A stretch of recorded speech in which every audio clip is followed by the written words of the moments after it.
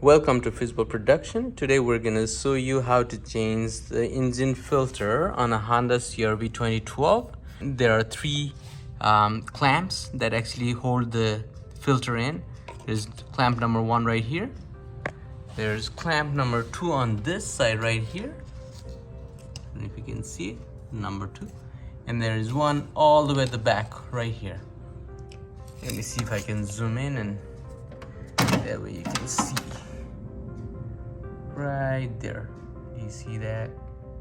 That's number 3. All right, and then once I open it, you will see how I change it. So you don't need to open it completely. You just partially open this box right here by releasing these clamps, and then once you remove that, you have access to the filter. You change it, and it's something that should take less than 5 minutes. I hope you enjoyed the video. Thank you for watching my videos, and if you like the content, please go ahead and subscribe to the channel so I can continue to produce videos like this and help each other out. Thank you.